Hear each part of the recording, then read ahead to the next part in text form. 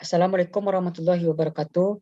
Perkenalkan, saya Dimas Aulia Saputra, NIM 20067037 dari kelompok 2 akan memaparkan materi dengan mata kuliah Administrasi dan Supervisi Pendidikan, yaitu Administrasi Kurikulum.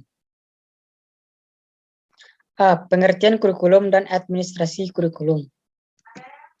Pengertian kurikulum dan administrasi kurikulum. Yang pertama, kurikulum. Secara etimologi, kurikulum berasal dari bahasa Yunani, yaitu kurir yang berarti pelari dan kurar yang berarti tempat berpacu. Jadi istilah kurikulum berasal dari dunia olahraga pada zaman Romawi kuno di Yunani, yang mengandung pengertian suatu jarak yang harus ditempuh oleh pelari dari garis start sampai garis finish. Dalam perkembangan selanjutnya, istilah kurikulum dipakai dalam dunia pendidikan dan pengajaran, yang dalam konteksnya kurikulum dapat diartikan secara sempit dan luas. Dalam pengertian sempit, kurikulum diartikan sebagai sejumlah mata pelajaran yang diberikan di sekolah. Sedangkan dalam pengertian luas, kurikulum adalah semua pengalaman belajar yang diberikan sekolah kepada siswa dalam mereka mengikuti pendidikan di sekolah. Dengan pengertian luas ini berarti usaha sekolah untuk memberikan pengalaman belajar kepada siswa dalam upaya menghasilkan lulusan yang baik secara kuantitatif maupun kualitatif, tercakup dalam pengertian kurikulum. Dalam perspektif kebijakan pendidikan nasional, sebagaimana dapat dilihat dalam Undang-Undang Sistem Pendidikan Nasional Nomor 20 Tahun 2003 menyatakan bahwa kurikulum adalah seperangkat rencana dan pengaturan mengenai tujuan, isi, dan bahan pelajaran, serta cara yang digunakan sebagai pedoman penyelenggaraan pembelajaran untuk mencapai tujuan pendidikan tertentu. Kedua, administrasi kurikulum. Secara umum, merupakan seluruh proses kegiatan yang direncanakan atau diusahakan secara sengaja dan bersungguh-sungguh, serta pembinaan secara kontinu terhadap situasi belajar mengajar secara efektif dan efisien, demi membantu tercapainya tujuan pendidikan yang telah ditetapkan. Pengertian administrasi kurikulum menurut para ahli ialah: pertama, Dr. Randus M. Ngalim Purwanto. Administrasi pendidikan adalah proses menggabungkan atau mengintegrasikan tujuan pendidikan secara personal, spiritual, hingga material. Kedua, Depdiknas RI. Administrasi pendidikan mengartikan bahwa seluruh proses yang berkaitan dengan kegiatan pendidikan, baik itu meliputi pengarahan, perencanaan, pengkoordinasian, pembiayaan, pelaporan, hingga pengawasan dalam rangka cakupan pendidikan. Jadi segala sesuatu yang memanfaatkan fasilitas yang ada dari pendidikan dan untuk kepentingan pendidikan, baik dilakukan secara personal, spiritual, dan material adalah pengertian administrasi pendidikan. Ketiga, yaitu dari Dasuki dan Somatri. Mereka menyebutkan pengertian administrasi pendidikan adalah unsur-unsurnya diartikan sebagai upaya mempraktekkan kaidah administrasi yang ada di bidang pendidikan. Keempat, yaitu dari Hadari Nawawi, mengartikan bahwa administrasi pendidikan adalah rangkaian kegiatan yang bersama-sama mencapai tujuan pendidikan agar tercapai pendidikan yang sistematis. B. Proses administrasi kurikulum. Pertama, perencanaan kurikulum. Di dalam perencanaan kurikulum terdapat sekitar masalah tanggung jawab untuk menentukan bagaimana bentuk kurikulum itu. Perencanaan kurikulum adalah pekerjaan yang memerlukan keahlian dan karena dikerjakan oleh para ahli atau expert dalam bidang perencanaan kurikulum. Sehingga kurikulum harus direncanakan baik-baik sebelumnya. Beberapa pendapat ahli mengemukakan bahwa tidak ada aspek-aspek kurikulum yang harus direncanakan jauh sebelum suatu situasi belajar.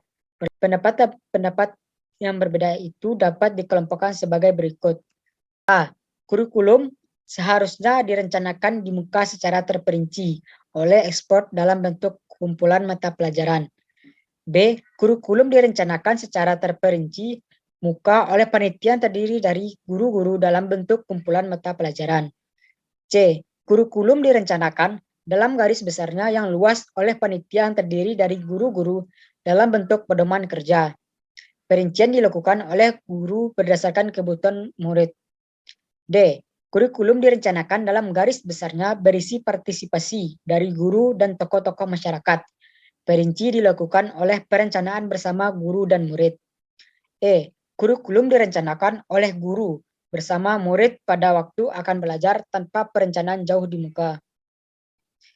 Perencanaan kurikulum sebagian besar dilakukan oleh Departemen Pendidikan Nasional di tingkat pusat. Ini tidak berarti bahwa di tingkat daerah dan sekolah tidak ada perencanaan kurikulum yang dilakukan oleh Departemen Pendidikan Nasional di tingkat pusat meliputi hal-hal sebagai berikut. A. Penyusunan program dan pengembangan kurikulum yang terdiri dari landasan program dan pengembangan kurikulum, garis-garis besar kurikulum, pedoman pelaksanaan kurikulum, dan pedoman pelaksanaan kurikulum. B. Penyusun pedoman teknis pelaksanaan kurikulum seperti pedoman penyusunan kalender pendidikan, pembagian tugas guru, penyusunan jadwal pelajaran, penyusunan program pengajar, dan penyusunan persiapan acara pengajar. C. Hambatan pengembangan kurikulum terdiri dari masing sering terjadi perbedaan persepsi, visi, dan misi yang hendak dicapai. Akhirnya gagasan desentralisasi pengembangan kurikulum. Tim perekayasa kurikulum masih terpusat pada tingkat pusat, belum berorientasi pada kepentingan peserta didik, bersifat sentralistik, belum adanya lembaga yang berperan sebagai media akuntabel pendidikan, dan sering tidak dilandasi oleh filsafat pendidikan. 2. Pelaksanaan kurikulum. Keberhasilan kurikulum dapat diukur dari sejauh mana siswa dapat menguasai materi pelajaran yang tertuang di dalam kurikulum. Sebagus apapun desain atau rancangan kurikulum yang dimiliki, keberhasilannya sangat tergantung pada guru. Kurikulum yang sederhana pun apabila gurunya memiliki kemampuan, semangat, dan dedikasi yang tinggi, hasilnya akan lebih dari desain kurikulum yang hebat, tapi kemampuannya, semangat, dan dedikasinya gurunya rendah. Sukma Dinata menegaskan beberapa hal yang harus dimiliki oleh setiap guru dalam pelaksanaan kurikulum antaranya A. Pemahaman esensi dari tujuan-tujuan yang ingin dicapai dalam kurikulum. B. Kemampuan untuk menjabarkan tujuan-tujuan kurikulum tersebut menjadi tujuan yang lebih spesifik. C. Kemampuan untuk menerjemahkan tujuan-tujuan khusus kepada kegiatan pembelajaran. 3. Pengawasan pengembangan kurikulum. Dalam pengembangan kurikulum terdapat dua proses utama, yakni pengembangan pedoman kurikulum dan pengembangan pedoman instruksional. A. Pengembangan kurikulum meliputi latar belakang yang berisi rumus falsafah dan tujuan lembaga kependidikan yang menjadi sasaran, rasional, bidang studi atau mata kuliah, struktur organisasi bahan pelajaran. Silabus yang berisi mata pelajaran secara lebih terinci diberikan yakni skop atau ruang lingkup dan urutan penyajian. Desain evaluasi termasuk strategi revisi atau perbaikan kurikulum mengenai bahan pelajaran, organisasi bahan, dan strategi instruksional. Pedoman instruksional diperoleh atas usaha pengajar untuk mengurangi isi pedoman kurikulum agar lebih spesifik sehingga lebih mudah untuk mempersiapkannya sebagai pelajaran dalam kelas. Dengan demikian, apa yang diajarkan benar-benar bersumber dari pedoman kurikulum. 4.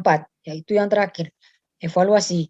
Langkah terakhir dalam pengembangan kurikulum adalah evaluasi.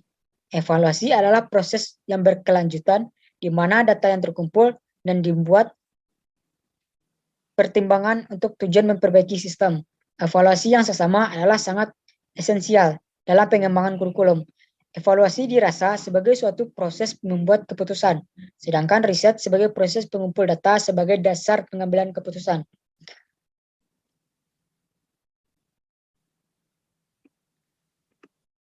C. Peran guru dalam administrasi kurikulum. Guru adalah titik sentral suatu kurikulum berkat usaha guru. Maka timbul kegairahan belajar siswa, sehingga memacu belajar lebih keras untuk mencapai tujuan belajar yang mengajar yang bersumber dari tujuan kurikulum. Untuk itu, guru perlu memiliki keterampilan belajar mengajar. Di dalam pelaksanaan kurikulum, tugas guru adalah mengkaji kurikulum melalui kegiatan perorangan atau kelompok. Dengan demikian, guru dan kepala sekolah memahami kurikulum tersebut sebelum dilaksanakan dalam proses pengembangan kurikulum. Peran guru lebih banyak dalam tataran kelas.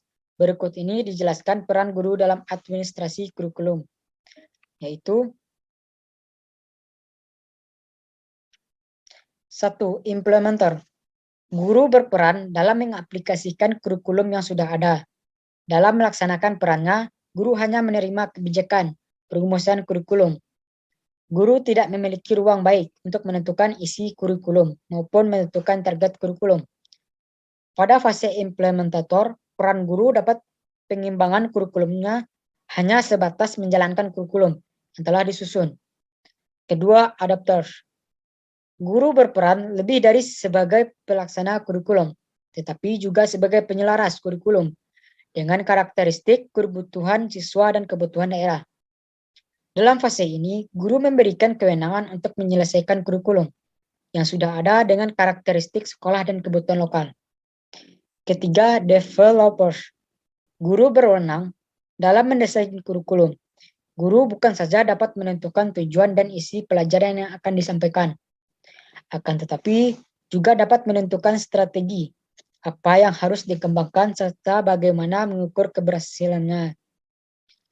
Sebagai pengembangan kurikulum sepenuhnya, guru dapat menyusun kurikulum sesuai dengan karakteristik, visi, dan misi sekolah serta sesuai dengan pengalaman belajar yang dibutuhkan oleh siswa.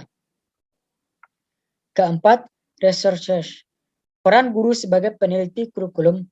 Peran ini dilaksanakan sebagai bagian dari tugas profesional guru yang memiliki tanggung jawab dalam meningkatkan kinerja sebagai guru. Dalam pelaksanaan peran guru sebagai peneliti, guru memiliki tanggung jawab untuk menguji berbagai komponen kurikulum. Senada dengan itu, guru memegang peranan yang sangat penting dalam pengembangan kurikulum sebagai berikut. A. Pengelolaan administratif. B. Pengelolaan konseling dan pengembangan kurikulum. C. Guru sebagai tenaga profesional kependidikan. D. Berpartisipasi dalam pengembangan kurikulum. E. Meningkatkan keberhasilan sistem instruksional. F. Pendekatan kurikulum. G. Meningkatkan pemahaman konsep diri. H. Memupuk hubungan yang harmonis dengan siswa. D. Masalah-masalah yang ditemukan dalam implementasi kurikulum baru. Begitu banyak masalah-masalah kurikulum dan pelajaran yang dialami di Indonesia. Masalah-masalah ini turut andil dalam dampak terhadap pembelajaran dan pendidikan di Indonesia. Berikut ini beberapa masalah kurikulum yang ditemui. Yang pertama, pada guru. Guru kurang berpartisipasi dalam pengembangan kurikulum disebabkan beberapa hal, yaitu kurang waktu, kekurangan sesuai pendapat, baik dengan sesama guru maupun kepala sekolah dan administrator karena kemampuan dan pengetahuan guru sendiri. Kedua, dari masyarakat. Untuk pengembangan kurikulum dibutuhkan dukungan, baik dalam pembiayaan maupun dalam memberikan umpan balik terhadap sistem pendidikan ataupun kurikulum yang sedang berjalan. Masyarakat adalah sumber input dari sekolah. Ketiga, masalah biaya. Untuk pengembangan kurikulum, apalagi untuk kegiatan eksperimen, baik metode isi atau sistem secara keseluruhan membutuhkan biaya yang sering tidak sedikit. Keempat, kepala sekolah.